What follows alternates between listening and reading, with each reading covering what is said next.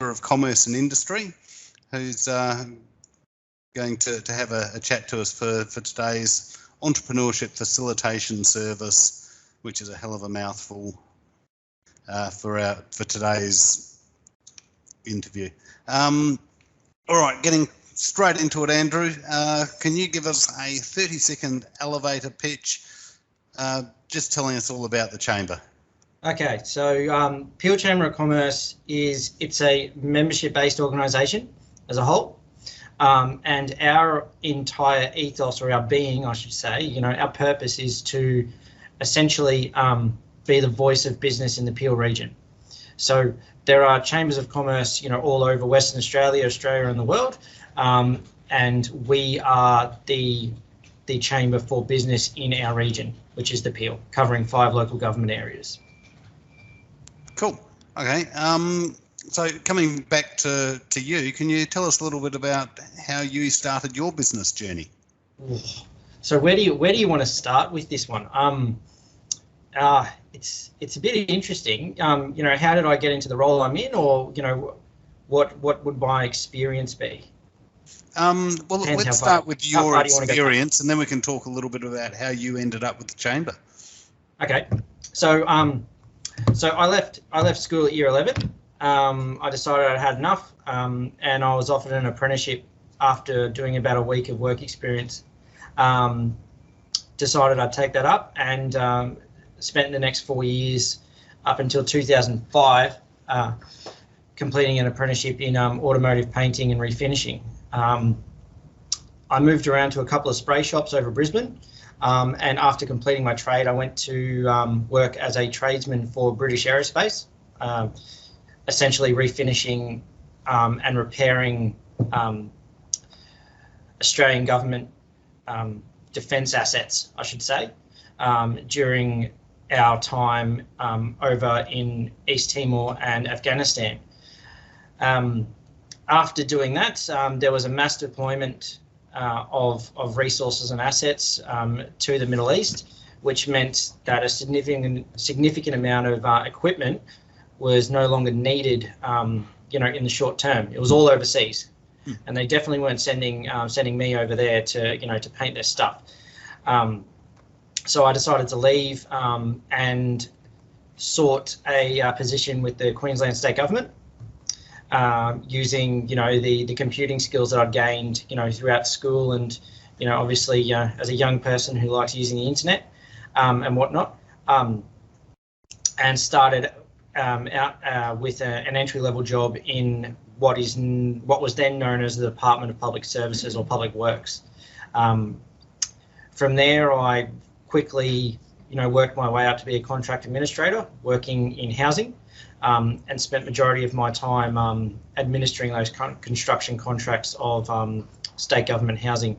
And this was at the time of the Rudd government, where we had the nation building project. Yep. So, there were hundreds, if not thousands, of houses being built just across Queensland alone. And they weren't the only projects. There was also prisons, hospitals, large schools, and other large government-funded facilities that were being built. In, I think, 2013, my now wife and I decided that we were gonna move back to Western Australia, which is where she's from.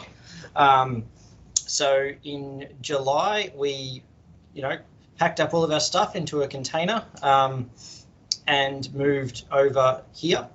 And I took a couple of months off to, get my bearings, being on the other side of Australia, figuring out where the ocean is, where the wind comes from, and then started with the chamber on the 3rd of December in 2013. And I've, haven't left. Been here since that time. Cool. So, got to ask, what attracted you to work with the chamber?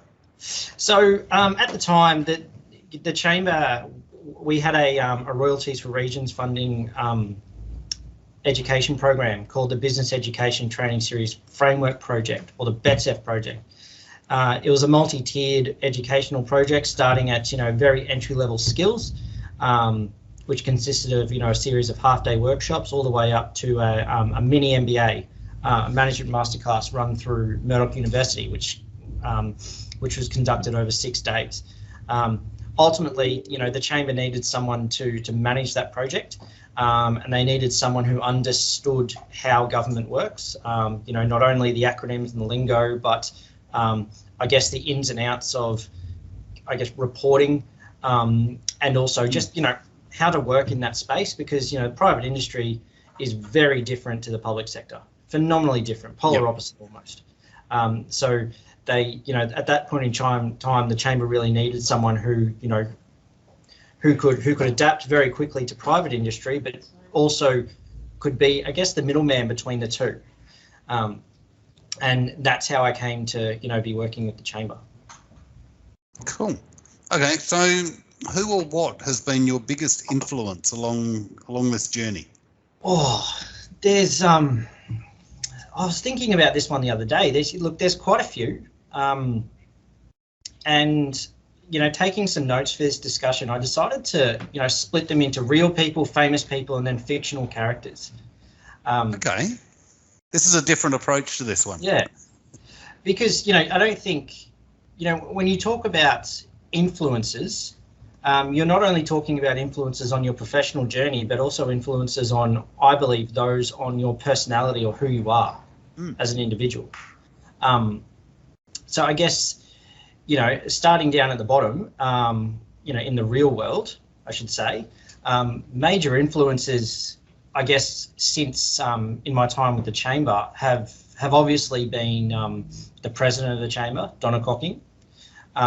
Considering the amount of time we spend together on almost every chamber project or initiative we do, and our working relationship has had a significant impact on not only how I operate, but who I am as a person. But there's also others like John Mitchell from Mitchell's Livestock Transport. Whilst John's a very, very busy man, however, the brief amount of time that I'm able to spend with him when we do catch up is priceless. It's not gold, it's actually priceless. Just given the experience and the intellect and insight John has as a seasoned business professional. And another person is actually Peter Bowler from Moneyway. My influencing from Peter is similar to John, but different in a way. And Peter's he's an incredibly wise human being. He has owned and run numerous successful businesses, all the way to being a director of Wesfarmers. However, he's a normal person, and he genuinely cares about not only the people around him, but our race as a species, which is incredibly important, and also humbling. His insights are unique and also thought-provoking, and that's why I classify Peter as one of my major influences. There are a couple of famous people who influence essentially some of my thought processes, or who I am, what I do. One is a gentleman by the name of Peter Tosh. He started the Whalers with Bunny Whaler and Bob Marley back in 1967. But the reason I classify him as an influencer is for his cultural take on his people, and how essentially his almost sense of rebellion, but how he approached it. Now, a similar person, but I guess I'm going to say polar opposite, and you'll understand why. It's actually Marilyn Manson. Reason why I just musically polar opposites. Musically polar opposite, but ideologically they're almost the same in their sense of like I said, sense of rebellion and free thinking. And you wouldn't really get that from so much as his discography, but when you look into, how he came to be who he is and where he's gone and progressed over, his life, very, very intelligent, interesting human being. And then there are other, fictional characters who I take, little bits from, who, in essence, influence how I see certain situations. Probably the two that come to mind, well, and put you on the spot with this one, but go with me in this. First one's Hannibal Lecter. Obviously Tasty choice. Obviously not for his diet. Thank God for that. Yeah, but the reason that character comes to mind is the intellect that character has, but more importantly, how he interacts with different people, across that storyline. But also noting, from a practical aspect, how that character is always multiple steps ahead of anyone and everyone in every single scenario. Yep. And one of the things that strikes me about that character is, so many people unfortunately think they're smarter than they actually are. However, this character is the exact opposite, which is what makes him so interesting. Another person who, again, polar opposite, but same, from a fundamental point of view, is Rick Grimes from The Walking Dead. Now, the reason why I bring that character up is because, you look at, we generally like to align ourselves with, main characters or leaders in a fictional sense. However, this guy's constantly making mistakes. All of them have severe consequences.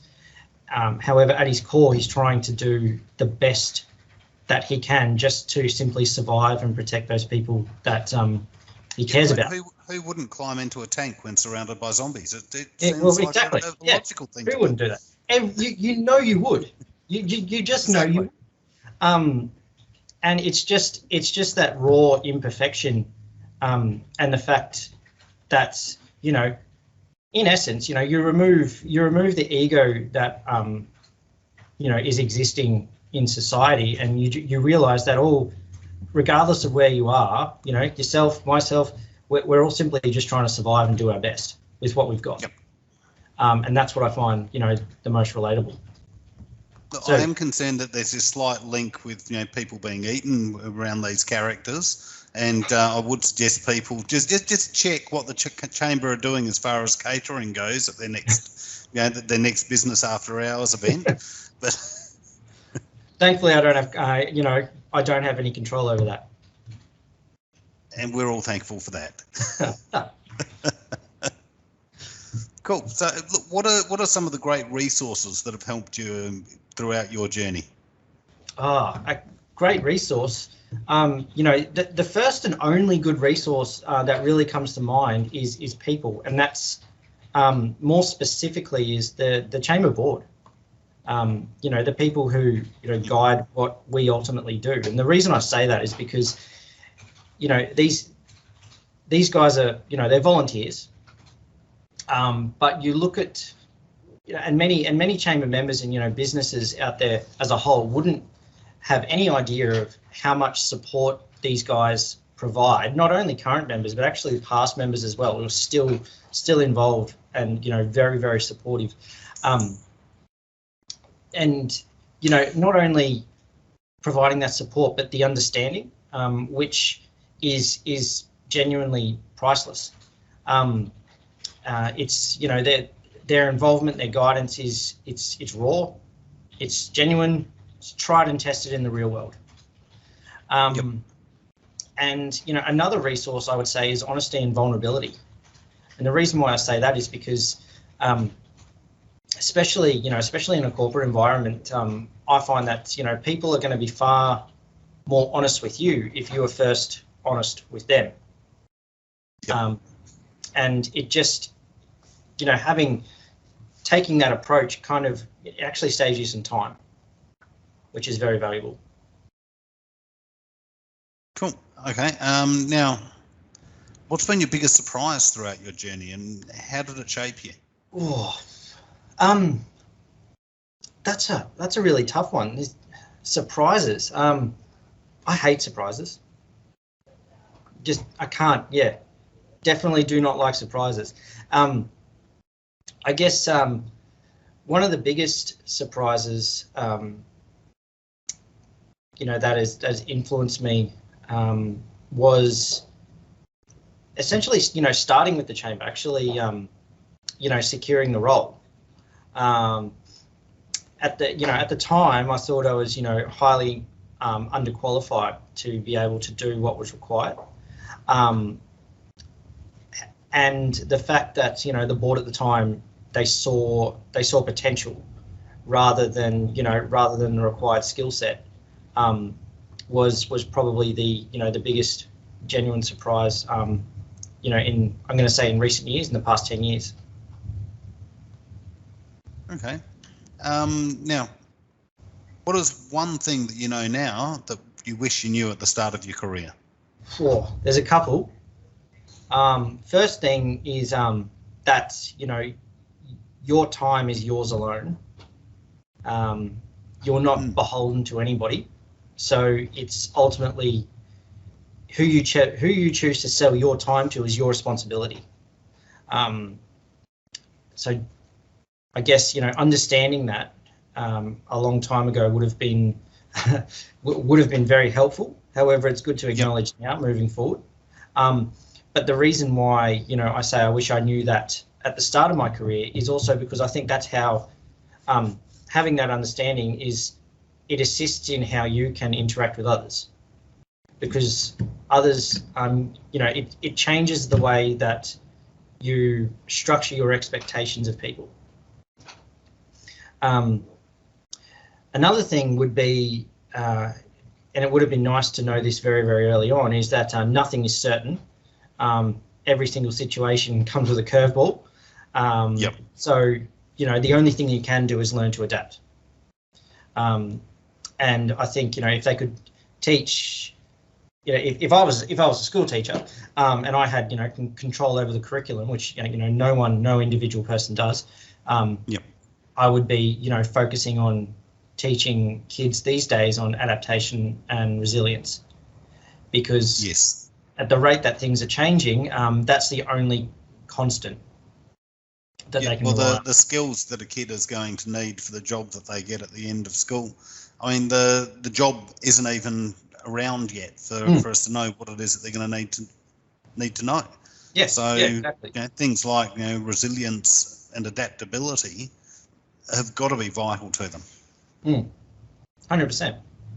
Probably right. The last thing would be the deal isn't done until everyone's signed on the dotted line.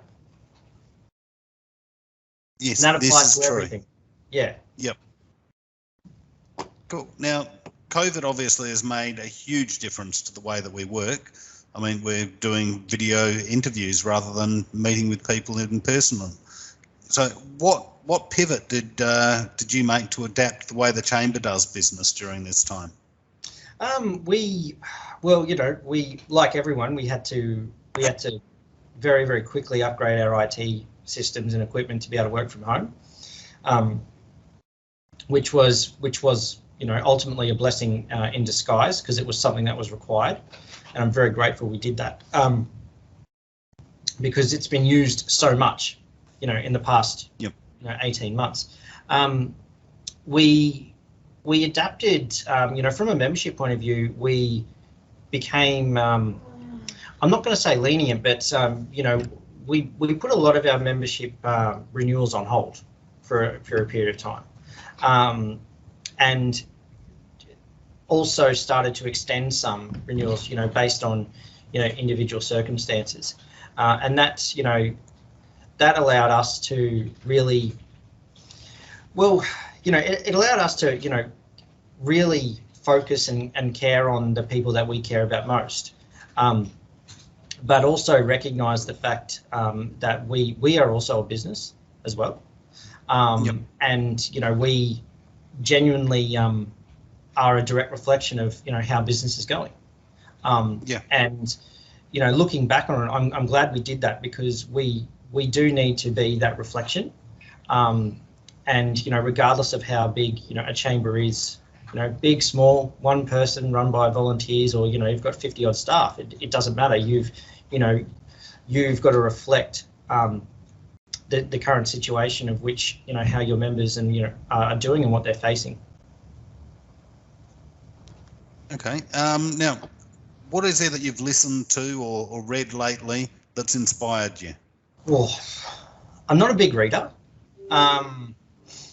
However, I guess, you know, I like collecting books.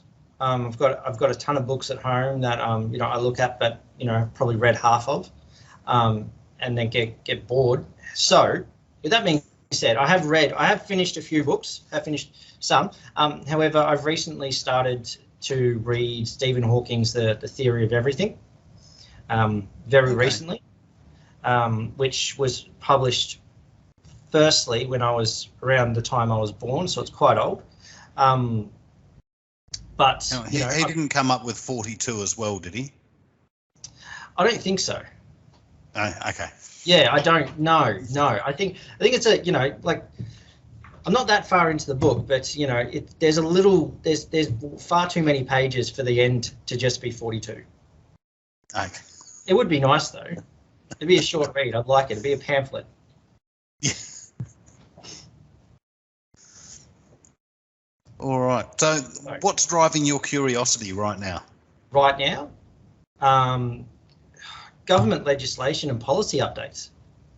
That's really what's bouncing around up here, and has been for, you know, the past couple of months, trying to get an understanding of what they are, but also, you know, not only how they're going to affect business, but how these updates are going to, or, you know, brand new bills even, are going to be implemented in real time and ultimately within reality. Yep. That's the hard part, you know. You know, we've got the Electoral Equality Bill, which, you know, has unfortunately just passed. So that's coming into effect. And the reason why I say unfortunately is because, you know, the semantics around one vote, one value don't correlate very well to those of us who aren't in the metro area.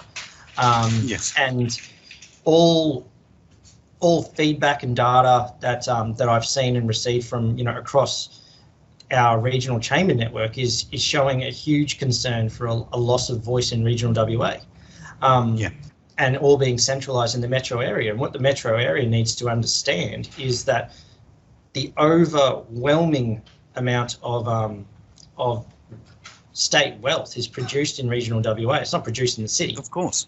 So if you diminish the voice of regional WA, you're diminishing your own pockets and your own returns. There's a huge risk there. Massive risk, huge risk. I think it's, quite honestly, I think it's narrow-sighted. And, you know, but because of the way, you know, our current government is structured, it's going to take a long time to get that message across. It doesn't mean that we're not doing anything about it. I've got a meeting tomorrow to discuss it. However,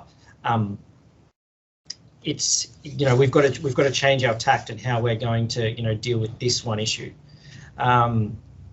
You know, another issue that is that's also very close to home is the Premier's announcement with regards to, you know, vaccine mandates and fines. And, you know, the reason I bring that up is just how that's going to be rolled out across business and implemented and enforced. I'm very interested to see that. We've had a few members who have, you know, raised concerns, not with regards to the mandate, but more to do with, you know, the fines and the enforcement structure. And, you know, it's a couple of, you know, curly HR questions have been raised, and, you know, we're currently seeking advice on that. Like everyone. Understandable. We're in much the same boat. Working across so many industries, you know, the rules and how they're going to be applied is, really concerning. Cool. So, what is one myth about the Chamber of Commerce that you'd love to dispel right now? One myth. Okay. So the number one myth is the Chamber of Commerce is not a government agency. None of us are. We're not funded by the government. We're also not the council. The amount of people like, oh, you work for the council. No. Very different. We do work incredibly closely with all of our local governments and the state as a whole in the interest of our members, but we are definitely not government. Cool. And look, that's actually a really important thing that the Chamber isn't.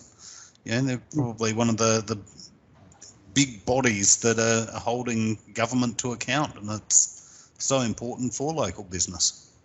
Well, you've got to do it constructively. The worst thing you can do is, I guess, essentially complain or, or be aggressive or militant without a solution. You definitely can be, you can stand up for what is right, but the way that we approach every situation is we devise a solution first and then take that out and discuss how that solution can be met, and if not, where the middle ground is, instead of just holding up a placard. Yeah. Now, of course, life isn't all about successes. Have you ever had a failure, and if so, what were the lessons that you learned from that failure? Well, failure, honestly, failure occurs every single day. I guess the difference is really how you learn from that experience and apply that learning to ensure that, that failure doesn't repeat itself in the future. I would say one of my biggest failures, I believe, was quite possibly how easily influenced I was as a young person. And that's, that failure has resulted in, I'd have to probably say, regret, in the sense of constantly considering the what if scenarios of, I'll say, the distant past. What if I did this differently? What if I listened to this person instead of that person, as a young person? Not so much, in my adult life.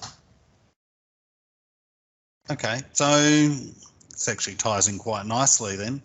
If the 12-year-old version of yourself was walking into the room now, what advice would you give them? I'd tell them, well, firstly, I'd give them a copy of a dictionary, and I'd say, you're going to look up two things in a second.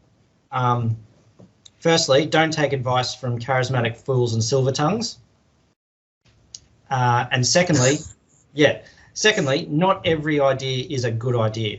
So both of those things ultimately tie down to just go with what your gut feeling is and do what you want to do. Do what you think is right. Yep. Okay, and what were the two words that he was going to look up? Charismatic and silver tongues. Okay, now look, is there anything that I haven't asked you this morning? I don't think so, actually. I think we've covered off quite a bit. Cool. All right, so in that case, if this podcast episode had to have a title, which of course it does, what am I going to call it? I reckon you should call it Real Skills with Skill Strategies. Okay, cool. I can work with that. Now, if any of our listeners want to find the Chamber and get involved, where would be the best place for them to look? I'd say the best place to find us will be online, either via a website or by socials. However, if you're wanting to talk to us directly, give us a call. Our phone number is 9581 3693. If that's, if you'd rather send us an email, probably the best email to send something through to would be admin@peelcci.com.au. Or if you're in town, come and see us down at the train station. Our office is in a little blue building within the train station. Yep, and that explains the rumbling noise that we've had a couple of times during the interview. Yes, yeah, the trains are working. Cool, and of course, do you guys hold regular events that people can come along to connect with the Chamber as well? You've got some, significant events coming up across the next month. I'll say, from today up until the end of the year. Next Saturday, we've got the 2021 Alcoa Peel Business Excellence Awards. A lot of the category recipients have, found out who's winning and who's the runner-up. But there still are a couple of categories that will be announced on the night, which is it's going to be interesting and fun. because I know who's winning them. But also, after that, very, very shortly after that, the 12th of November, we're focusing on mental health, which is, I think is significantly important, and that is, addressing mental health is going to be one of the key things that we face in society, not only now but moving into the future, as things change so rapidly, which is one of the reasons why at the very start of the interview I focused on resilience and adaptation. Yep. We're going to finish off November with a golf day, the Lexus Cup Corporate Golf Day at the Cut Golf Course, and after that, we're having a breakfast with the City of Mandurah, talking about community and business safety with the police. Finally, our last networking event for the year is going to be at the Pinjarra Golf Club, and it's going to be hosted by a group of trades-based businesses called Locals Supporting Locals. It's going to be about 10 of them there, so a huge showcase. Cool. Plus, we're going to play crazy golf in the afternoon. All right, there does seem to be a definite golf theme to things coming up in the near future. It doesn't require a lot of effort. It just requires a lot of golf balls. Yeah, okay. I've always said that for me, the ball ruins a perfectly good bushwalk. Well, yeah. I wouldn't advise it. It's snake season, so yeah. I'd just let it go. Let the ball go. You don't need to go and dig it out. Yep, cool. So if we're out there playing golf, you're not going to tell anyone when I just quietly drop that one on the side of the fairway? No, I'll just, when you do that, let me know, and I'll say, hey, everyone, there's a 1.5 metre dugite just there. And they'll all look over there and you can drop the ball. Perfect. Sounds like a plan, and I'll look forward to it. But what's in it? Thank you very much this morning, Andrew. It's been wonderful talking to you. Same. Thanks for the opportunity. I'll see you in person very soon. I look forward to it.